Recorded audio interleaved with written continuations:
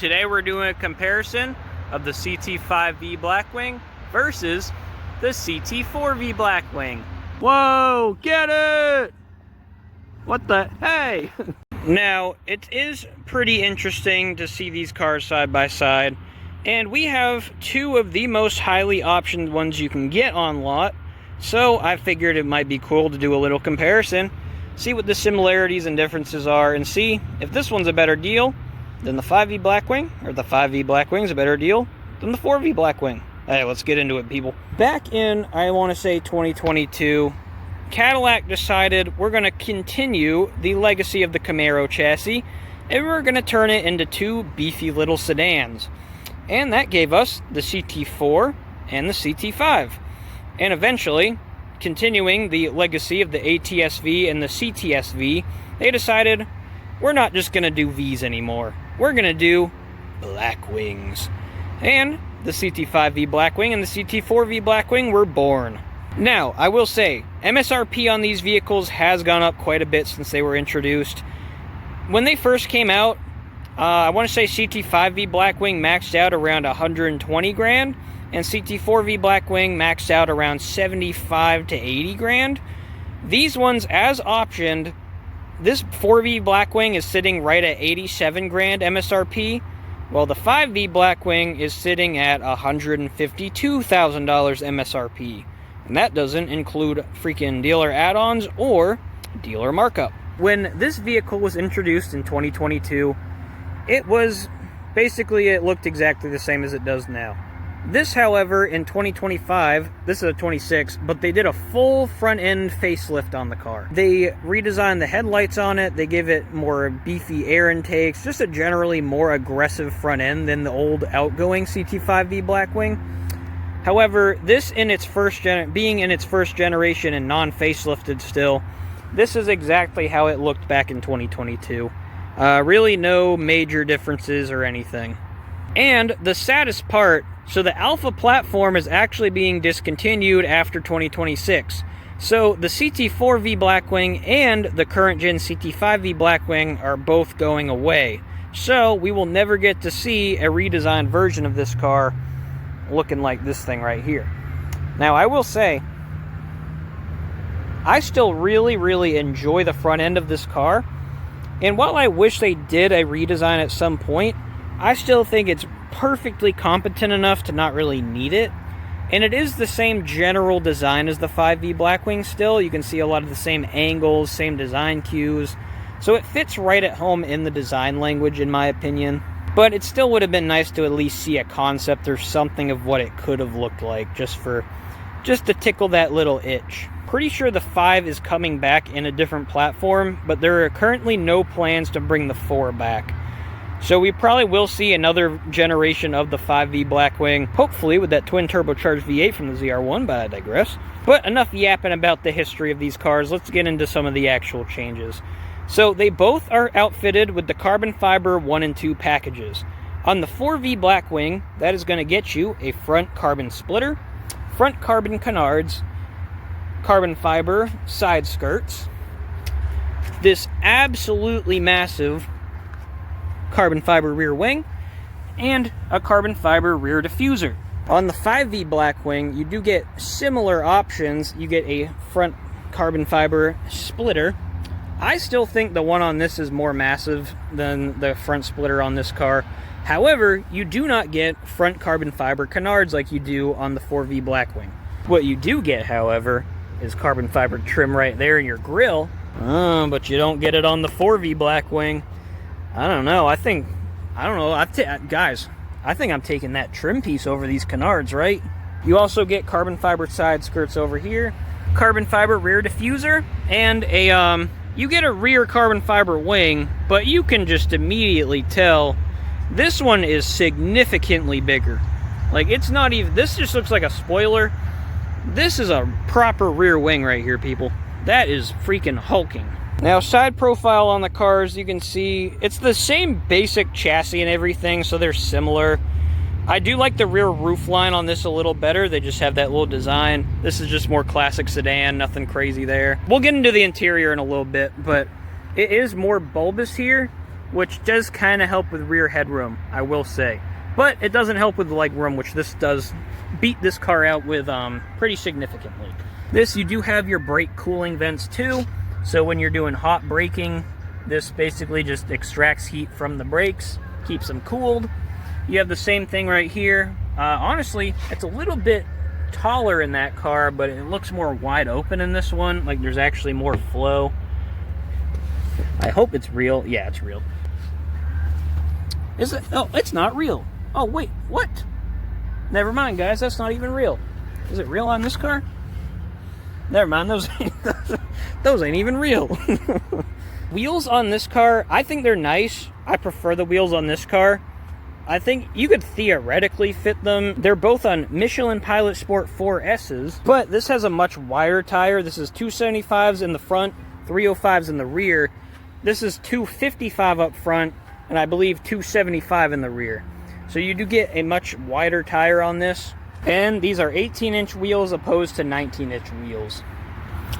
I think if you could get a similar design on this car with the bronze, that would look pretty freaking sweet on this thing.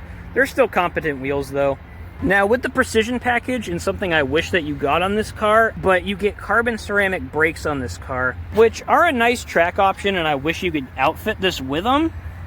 But you still get Brembo brakes. And, I mean, carbon ceramics are so expensive, they don't really make sense on a car like this. People like buying this, they don't really want to spend 120 grand just to get carbon ceramic brakes on their CT4-V Blackwing. So, if they aren't optioned on this car or offered, I can see why.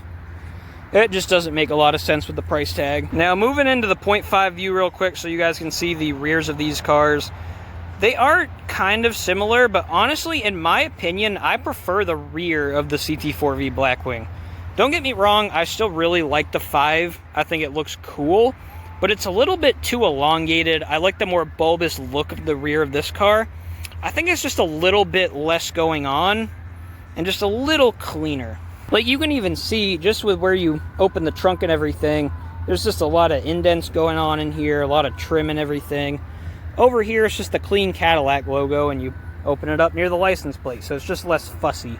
Now, something that's true on both of these vehicles, when they first came out, they actually didn't have this Blackwing logo on any of the V badges on the exterior. You can see they added it, I want to say like 23, around that year is when they did add it. Maybe when they did the facelift, I'm not entirely sure. But you can see like on the side, still Blackwing logo there too. But that was not a thing when they first came out. So if you didn't know what you were looking at, you might just mistake this for a regular CT5-V and CT4-V, which are much less serious cars. I mean, CT4-V is like a freaking turbocharged freaking 4-cylinder. 5V, it's just a twin-turbo V6, which is cool, but it's only like 300 horsepower. Looking at them wrong, you might mistake this for a car with half the horsepower and get absolutely walloped. But let's move on to the interior, and one thing I do want to note with the 4V Blackwing, being a cheaper car, they didn't go all out with it, but you do get physical door handles, which I like. Just press that button to open it up. You do not get that in the 5V Blackwing, or the 5 in general. So they made an actual door handle design, but to open it, if you can look in there, you got to push this button. So you just push that and it opens for you, which I get the whole point of like hiding the door handles. But if you're going to put an electronic popper on a door handle that looks like a normal door handle, does that not kind of defeat the whole purpose of it? In my opinion, it kind of does. In the interior of this vehicle, there isn't a ton different from the 5V Blackwing. Let me hop in real quick. I will say, though, I just did the short on this vehicle, and I was kind of finding some stuff out while I was doing it. You actually seem to get nicer materials in the center console of this vehicle. There's more carbon fiber here that you don't get in the 5V Blackwing. And then this part on the steering wheel, this is all metal, so you don't even get too much carbon fiber here either.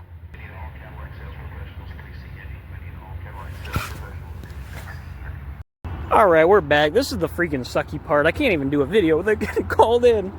I'm trying to not just freaking botch videos anymore, guys, but now you can see the sun glaring out here, so now we gotta do the interior with the sun in our face.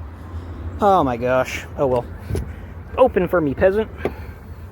Alright, getting back into the interior of this bad boy.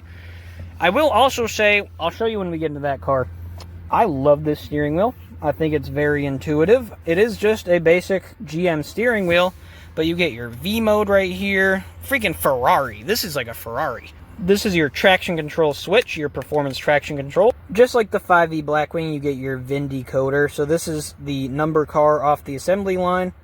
This, I'm pretty sure, means 4V Blackwing. And then this is your transmission right here. So it's going to be a 1 for the 10-speed or a 6 for the 6-speed. So if it's a 4-6, that means it's a 4V Blackwing with a 6-speed. And this is the production number. Now, there isn't a ton crazy in this interior. These seats are pretty nice still.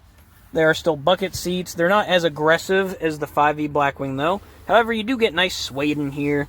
It is still a competent interior, while nothing absolutely exceptional. It's just a GM performance car. That's really all it is. So they never updated the technology either. So if you've been in freaking Chevys, GMCs, you will recognize it as infotainment. There's nothing insane going on here. You can adjust your heads-up display over here. Just adjust your power steering wheel. Again, nothing insane. You do get adaptive cruise control, so that's cool. No Super Cruise, which, are you really using Super Cruise in a car like this anyway? Heated steering wheel, all that good stuff. Nothing crazy. Audio controls, nice stitching. Decent leather. Not the best leather in the world, but it's still quality. I'll put some actual exhaust clips later, but we're just going to give it a nice start up here real quick. It still sounds pretty good. For a twin-turbo V6, it is not a bad sounding car at all. So you can see your gauge cluster in here. If you put it in V mode, it does change that a little bit. Nice gauge cluster. You can change your performance mode. So if you go into track mode, you can see it de-emphasizes speed a little bit.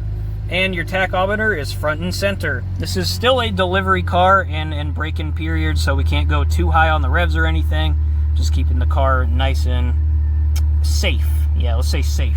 But it's a competent screen. I mean, there's enough info on it. It's not super customizable, but you got more than enough. You got launch control in there too. You can't use launch control until 500 miles, but it's all right. And then if you've used any GM product, this is just like a Cadillac version of their normal infotainment. It's nothing crazy. Try and get it without the glare for you.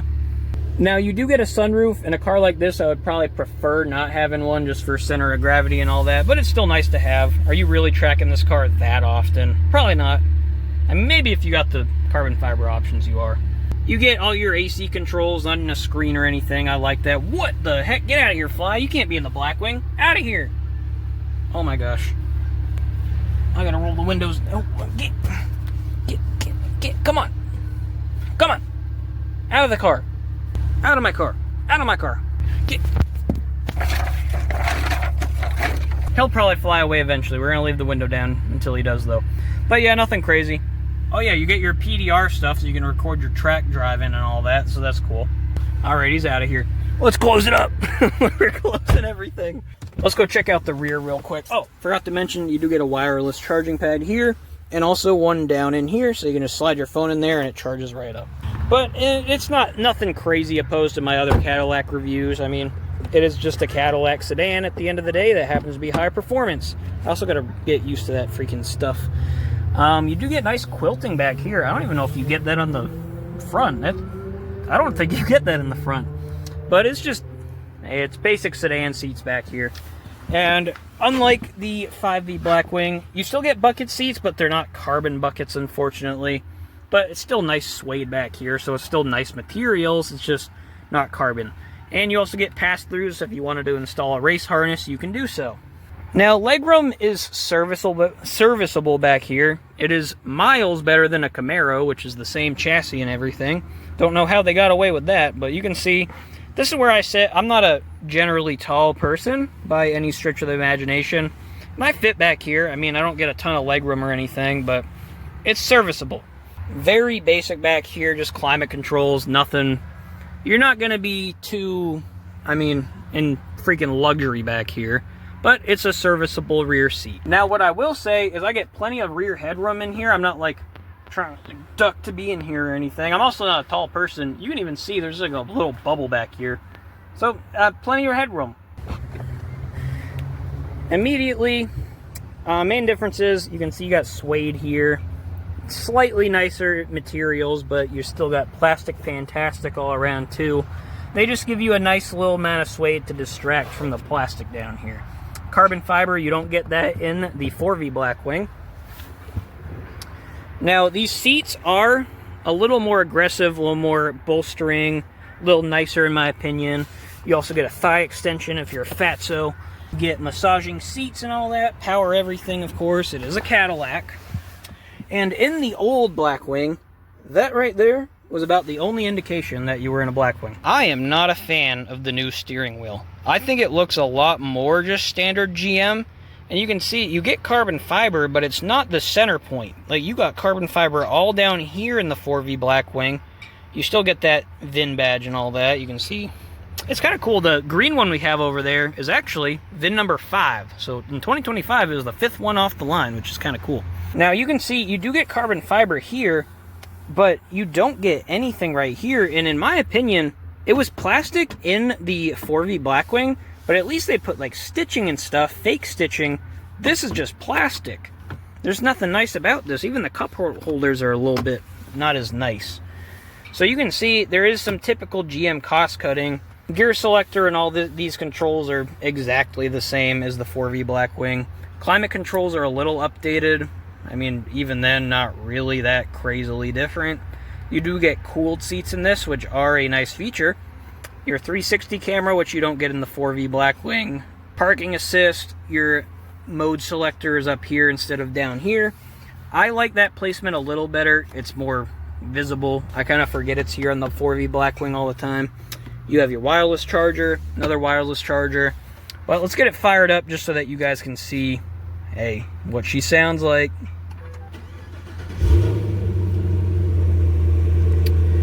Now, I do like this gauge cluster, and I'm a fan. I think it's a nicely set up screen. I really wish the glare wasn't just gonna come out right as I'm freaking in the vehicle, but it's okay. Even though it's nicer, it's generally the same crap you can do in that infotainment. It's just more screen that can go bad, and I'm not a huge fan of that. But you also have back here, you can do launch control and all that good stuff. You can adjust your heads-up display. So you got to do it from the screen other than physical buttons. If you guys couldn't tell, I'm more of a physical button guy. You also do get a suede headliner, which is kind of cool. I think that's suede. It feels like suede. This does get Super Cruise, which is a nice feature. However, I think the steering wheel in that one is a lot nicer. You don't even get that performance traction control selector. You don't get your V mode button here. It's just like a standard button. I don't know. I'm more of a fan of the other steering wheel. I'm not going to lie to you. Now you can see it is nicer materials back here than the 4V Blackwing. They at least put some stitching and steering wheel friggin' stuff and all that. Oopsie, that didn't happen. There is more legroom back here. This is the same seating position that I do in the 4V Blackwing. You can see you got your carbon fiber buckets. It is a good amount of legroom. This is a full-size sedan at the end of the day. If you guys hear the V, it's the Escalade V. But as I was saying, so I'm not a tall guy, so it's not really a big deal for me. But I've heard other people saying that you don't get as much headroom. And I will say I kind of see that, because even as a short guy, my head's almost touching the freaking roof. So yeah, headroom isn't as good as the 4V Blackwing, but it's not horrible. It's not like bad or anything. For the price point, I do wish you got a little bit more control back here. There's nothing really... Sir, open the valves! There's not really a ton of control back here. Nothing really exciting. You're just riding in the back of a 700 horsepower super sedan, but hey, I guess you don't really need that much back here then. But let's go check out what you guys really care about and what is going to be the biggest difference between both of these cars. I think you already know what I'm talking about.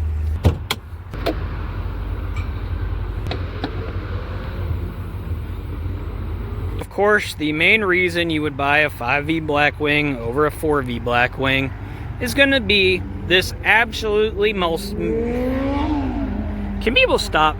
This absolutely massive, absolutely ridiculous, absolutely beautiful, hand-built supercharged LT4 V8. This is 6.2 liters of absolute ridiculousness. You can see this absolutely massive chassis brace right there too. Making, I want to say it's 668 horsepower. 0 to 60 is 3.4 seconds on this bad boy. Yeah, it is a monstrous vehicle. That being said, as much as that's a absolutely ridiculous car, I don't get the hate for this vehicle right here. Now, everyone always is praising that car, saying, oh, it's the big boy, it's the Mac Daddy. But I don't think this thing gets enough love. This is a absolute powerhouse of an engine. Now, I'm not sure of the code on it, but it is a twin-turbo V6 making like 475 horsepower.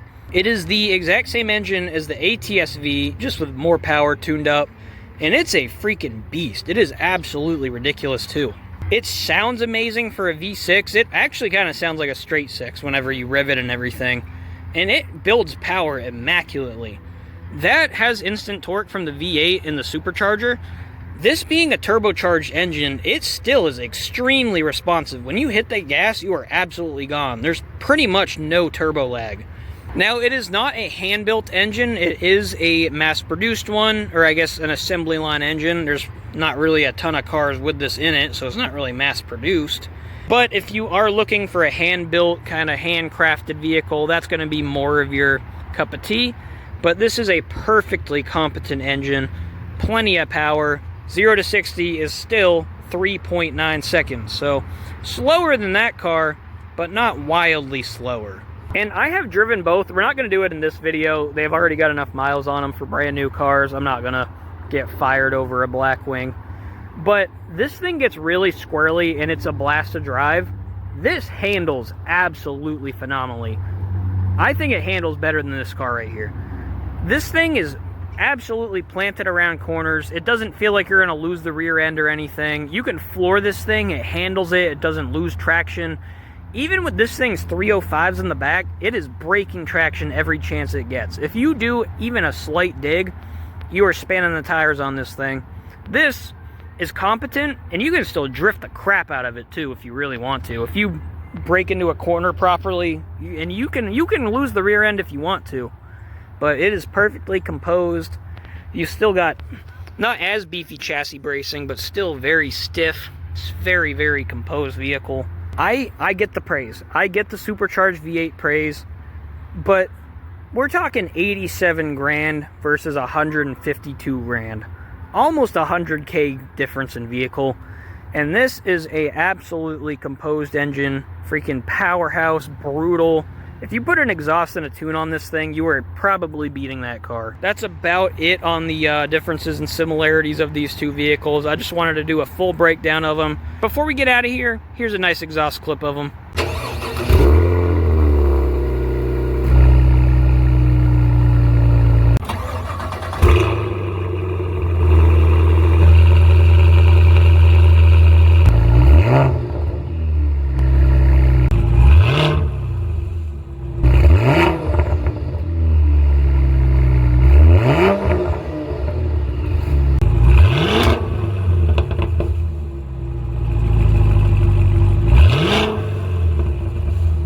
But yeah, guys, that's the video breakdown on the CT4-V Blackwing versus the CT5-V Blackwing.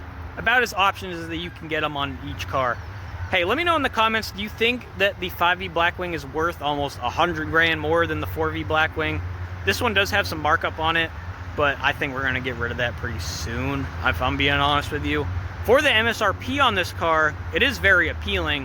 However, on the used market, because this hasn't been updated, used ones are going for like 50 grand versus 100 grand-ish on the used 5E Blackwing. So, hey, at that price, though, half off, that becomes a little more appealing. For more breakdowns like this, make sure to hit that subscribe button, like if you like the video, and stay tuned for more comparisons. I feel like I'm peaking too early.